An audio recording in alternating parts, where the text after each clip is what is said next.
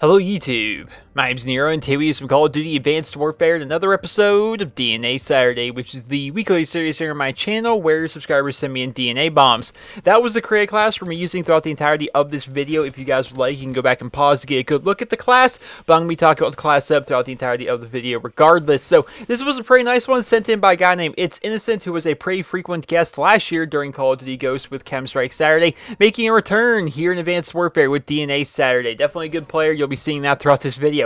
So the gameplay we're watching, what's going on here? We got a game of domination here on the map Retreat, running around the ASM1. We're actually using the sweeper variant, which is not even a very rare variant. It's actually, it's a green, I can't remember the actual name of it, but it's a green variant of the weapon, which gives a +1 to damage and -1 to fire rate. So it's not even a really super variant of the ASM1, but he does have a very good gameplay. You'll notice throughout the video, he's getting 100 points for a kill, which means this is actually after the update, which made it so the ASM1 and some other guns actually got a buff, and the buff the ASM1 got was actually to the range, so that's actually pretty nice. The strategy we're using throughout the entirety of the video is basically that of traditional domination. You see right now the enemy team is at the C flag, which it has been my experience that the best place to have the enemy team when you're playing domination on Retreat is to take them and put them towards the C flag, because basically the only spawn in the cave and kind of behind C by the rocks, right where these people are at right now in the gameplay. So it's pretty nice and pretty easy to be able to trap people that way. You just kind of shoot fish in a barrel a little bit.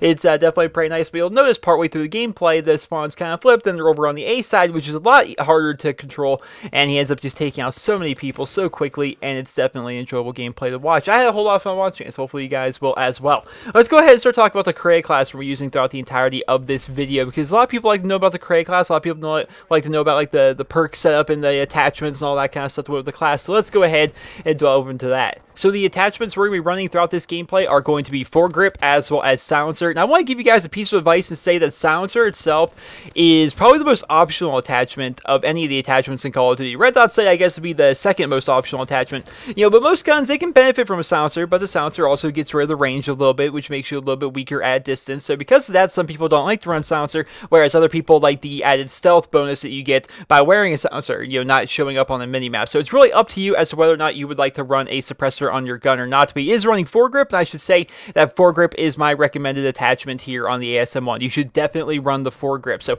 the SMG itself is actually the most powerful of all the SMGs, right? So the ASM1 is the most powerful of all the submachine guns in terms of just sheer raw damage from a default standpoint, like no weapon variants or anything like that come into play, right? Just by default is the most powerful submachine gun. So because of that, you have some pretty good range. You can actually take people out at a distance rather well as compared to what other submachine guns can do. And if you're going to be taking out people at these medium to longer ranges and you want to go full auto while you're doing it, you're definitely going to want that foregrip. It's actually a very nice attachment overall. I would definitely recommend that.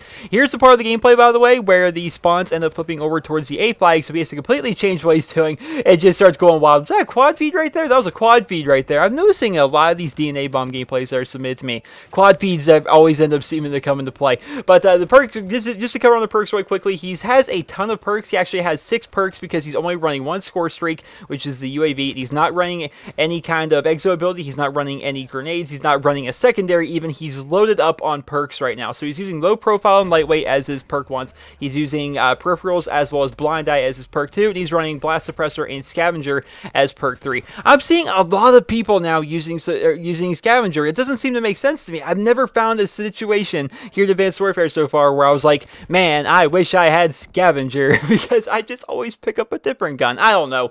I don't know. Maybe I should try it, because so many people would say, Nero, try running support on your UAVs. It's definitely a lot of fun. I'm like, okay, I'll try it. And I end up liking it a whole lot. A lot of people were like, hey, Nero, you should go ahead and use peripherals. It's really great. I'm like, I don't see why it would be great. Then I started using it, and it is great. But right here, he actually ends up having to reload 3 times, but he ends up getting the DNA bomb right there. That was pretty cool. So the first reload kind of messed up. He canceled the other reload before it was over, so that was 2. Then he ended up having to reload 3 times before he could actually get that kill. It's actually kind of cool, because when he ended up getting the DNA bomb, he ended up calling in, ends up blowing up just before, like literally a second before the game ends. That's when he actually got the DNA bomb to go off, and so he's gonna get the final kill cam with the DNA bomb, and that's pretty cool. It's pretty cool. I liked it. I liked everything about it. So this, if you guys don't know, is what a final kill cam looks like with the DNA bomb. You see the little ball drop, and then you see everything kind of flashing you a little bit, and all you really get to do is look at the perspective of the person that called in the DNA bomb. But overall, I thought it was a pretty freaking awesome gameplay. Basically taking out people at sea, which once again, I want to remind you guys that if you're playing Domination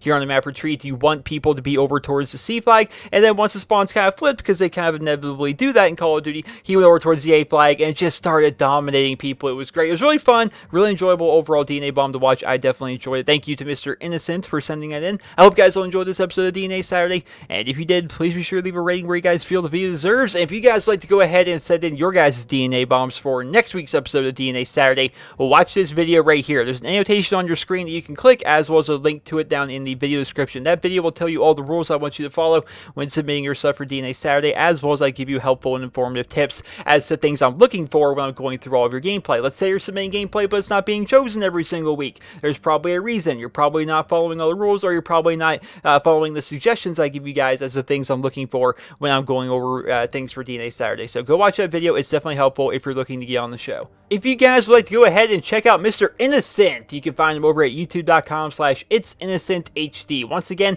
he has been on Chemstrike Saturday during Call of Duty Ghost a bunch of times. He's making a return here with DNA Saturday here in Advanced Warfare. So you know for a fact, he's right off the gate, you know he's a good player, right? So his channel is youtube.com/It'sInnocentHD, and over there you're going to find Call of Duty videos. He's a Call of Duty channel. Unlike a lot of people that I end up featuring here on DNA Saturday, or even last year with Chemstrike Saturday, he's a person that actually consistently uploads to his channel, and I love that. I love promoting people like that, right? He's somebody that makes a video every single day. You can expect a daily video from him for the most part. It's very rare, at least the past month or so, that he actually has missed a day of uploading a video, and that's definitely great that he's a channel that does that. People ask me all the time, Nero, how do you grow your YouTube channel? And to me, it's always been about the consistency. If people can expect a consistent content from you, consistently good content, then they're going to like your channel, and he's establishing that over on his YouTube channel. I definitely think that's a good thing. He has a lot of Call of Duty stuff. He recently just gave away a PlayStation 3. He likes to make guide videos of different kind of class setups. He does live commentaries from time to time. He is your quintessential Call of Duty channel. And if you guys like to go ahead and check that out, you guys can go ahead and check him out once again at youtube.com/It'sInnocentHD. He has a cool accent too. I should just mention he's got a pretty cool accent. Check that out.